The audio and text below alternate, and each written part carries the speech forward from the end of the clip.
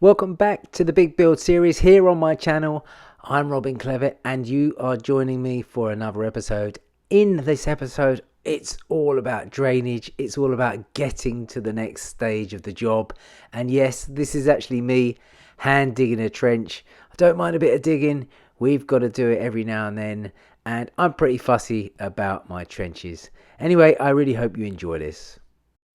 So we've done quite a bit of setting out and we've got some of our trench blocks positioned because we've got the brickie on site shortly. And what we're doing before the bricklayer comes is we're just putting some drainage across so we can build over the top of them. Now we've got one here which is going to come up on the inside of our wall, which is going to serve the kitchen sink and also the dishwasher, etc.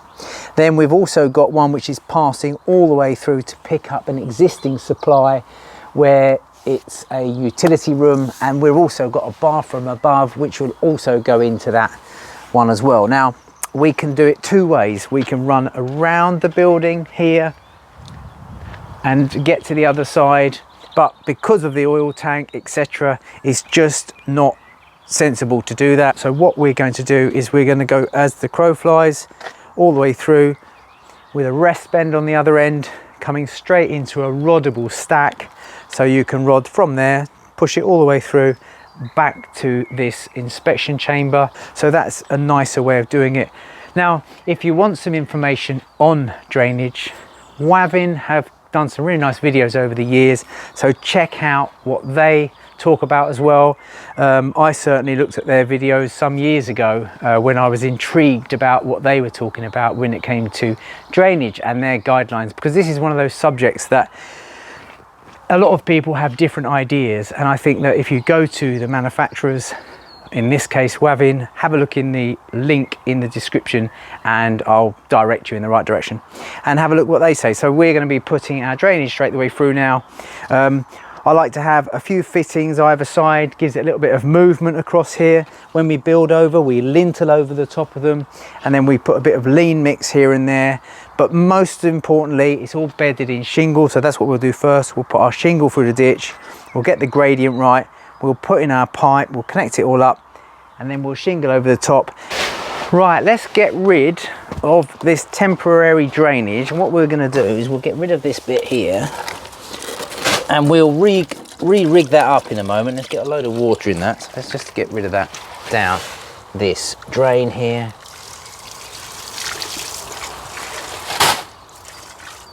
There we go.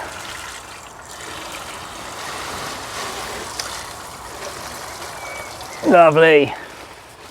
So we can get rid of this out of the way. What, we're going to need a small disc cutter. We're going to take this bit of fitting off the end of here. This was just our temporary fittings. That's it. Pop him out of the way. Clean that trench a little bit there.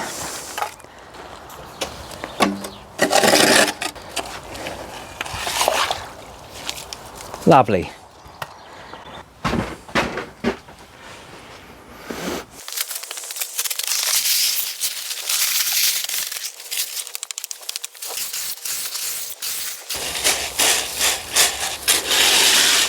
Now we want a fall of about 1 in 80 for this. There's quite a lot of direction about what you should and shouldn't have.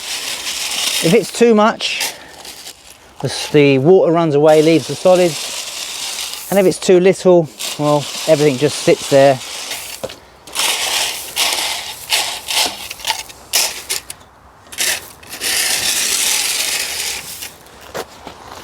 Just flatten it off with that. Obviously we want to make sure we're out of level, so you just get like a 7th sense in the end. If you look at this, we're looking at around about 1 inch over the length of this level. Just absolutely perfect. Transfer that through.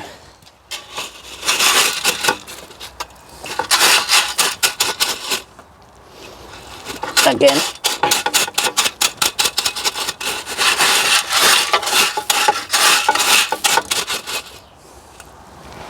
So that's pretty good. if we can have that first section of pipe,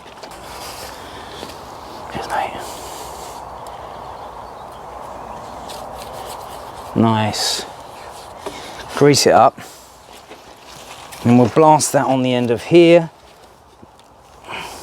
Lovely. Now we're just going to look that down the trench. That's it. So we've got a very slight direction change there. You don't want any more than that. That is literally about 11 degrees. So it's almost straight, which is what you want. You don't want any turns if you can help it. Everywhere there's a turn, it should be roddable. So we want to avoid that as much as possible. Okay. Okay, mate. I'll give you a little lift, bit more. Perfect. Okay, so we're going to check the gradients of that now. We'll do that with our laser. So what I'm going to do first is get my laser set. Let's turn this off. And get my laser set exactly to the pipe level at the moment. And I'll mark the staff. I want to be 60 mil higher the other end. So the easiest way of doing it is reducing that by 60 mil. Measuring from there to my line. That's my 60 mil. That's the fall I need for this pipe over that distance. So we're just going to check where we are at the moment.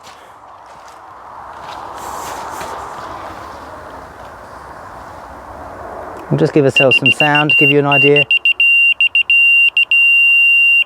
So I've got to come up about 25 mil. So how I do that is I just get some shingle, I pour it on the pipe, and then I just let the pipe come up. So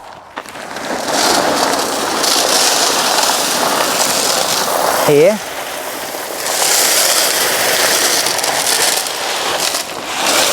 And then what we want to do, using the laser and the staff, we're just going to gently pull up that pipe.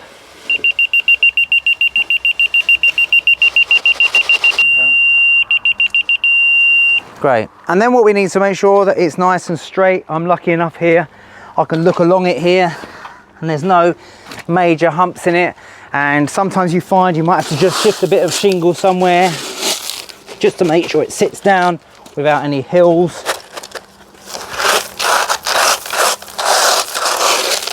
And that's it. We can shingle over the top of that now.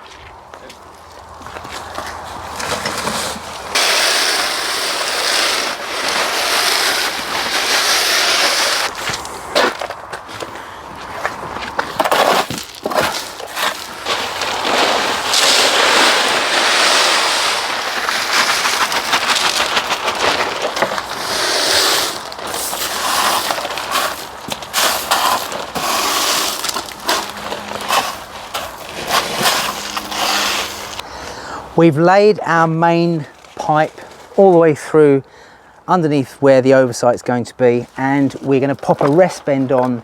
This rest bend needs to be positioned exactly to allow for when we've got our face brickwork in. So this is the line of the building off this trench block. When we've got our face brickwork in, we've got 40 millimeters to the back of that pipe, which is effectively the exact amount for a pipe clip, for allowing us to put our soil stack up the side of the building. So this is positioned where I want it. I need to be able to measure a section of pipe here, cut it, lube it, fit it, bed this on a nice bit of lean mix, a nice sort of stiff bit of lean mix outside of the line of the brickwork and blockwork, and let that go off ready for the brickies. So I like to cut my pipes where they go into a fitting at around about 65 millimeters. They go in around about 65 millimeters before you hit that tapered edge, if you like, in the socket of the fitting. It's the same on this one as well, which has already got an end on it. So I'm going to measure between the two pipes. It's 150 millimeters. I'm going to add on 2 times 65, which is 130 millimeters, which gives us 280 millimeters. So I'm going to go and cut that now, really nice and square, bevel the ends off, grease it up, pop it together, pop it on the lean mix, and then we're out of here, ready for setting out the blocks. So when I'm doing pipe work and I'm cutting pipes, I like my ends to be really nice and square. I use a small disc cutter, and believe it or not, this is a diamond blade. It's a super thin diamond blade, and I find it's absolutely perfect for this pipe. It doesn't burn, and you can cut really nice and true. So what I like to do is, I'm just going to lose this fitting off the end of here and just knock that off.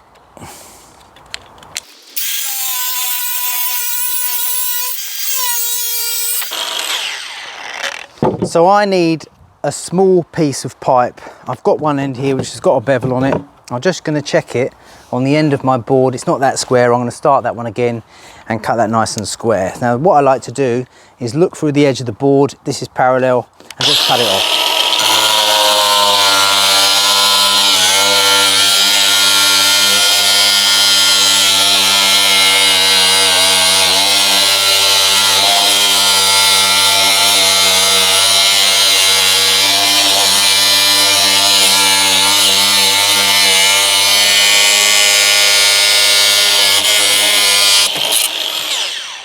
And then using the same disc, it's got a really nice abrasive side, we can put the bevel on.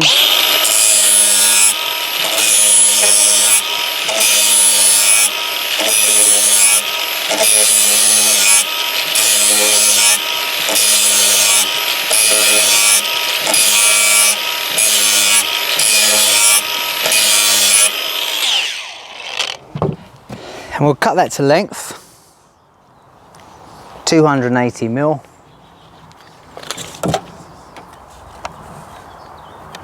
Which was our 150 plus 65 twice. That's where we want it. We'll turn that around. We'll use the same technique, just line up the disc cutter, and it's nice and true.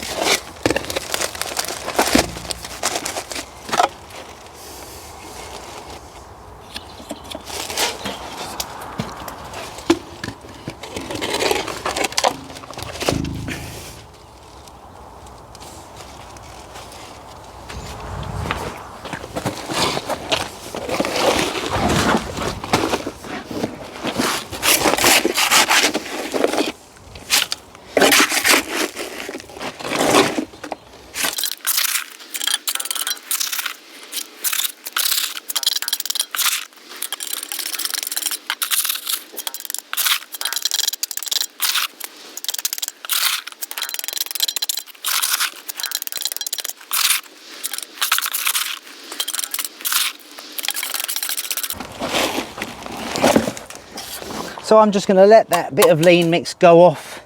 That's going to give me the support I need until we've got the trench blocks in, etc. So quite often we have to divert services just temporarily until we actually knock the stuff down. It's still being used indoors. So I've put my new drain through. I had the old stuff all just hooked into a temporary waste, if you like. So what I'm going to do now is just adjust this pipe work and send me a bit out and pop it into one of the foul drains that's going to be used eventually. So it's just a temporary job. We're just going to knock off this bit here first.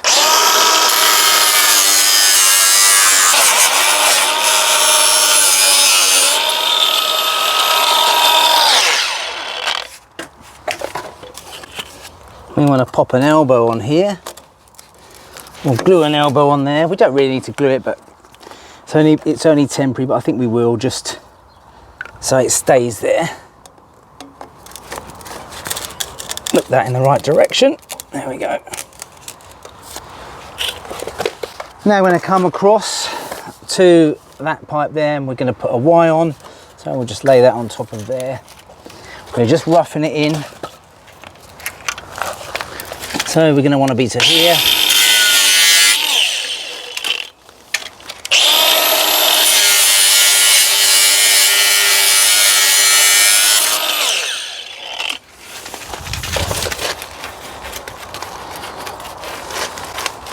We'll take that fitting off the bottom of there. There we go. That's all a bit loose. That's going to come through there. We're going to have our wire on the bottom of there. See what that's like for size.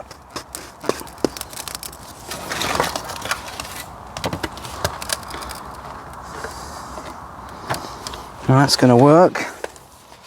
Let's get all that glued up.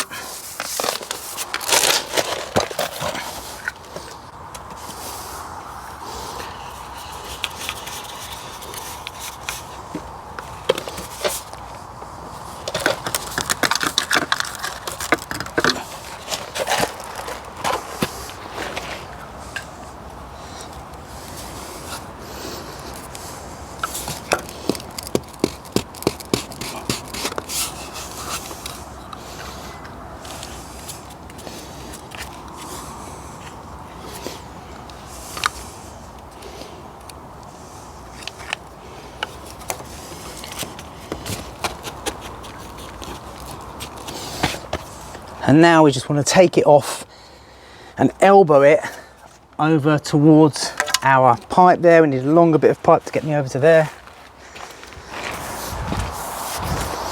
So we want to be from here over to the corner and a bit beyond here.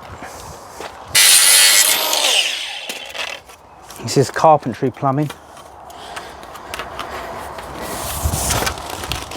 But it's going to get us out of jail. It's going to be out of the way of everybody working as well. That's the elbow. Now we want to look a bit pipe across here. Let's just reduce that to there.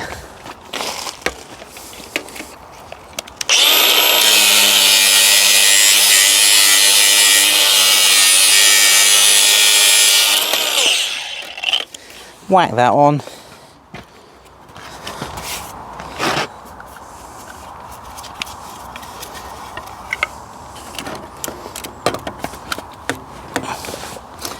And there we have it. That will get rid of all that water for us out of our way. This is why I'm going to put a temporary roof over that building when I take the roof off, because you have a day like this, your work is completely shot.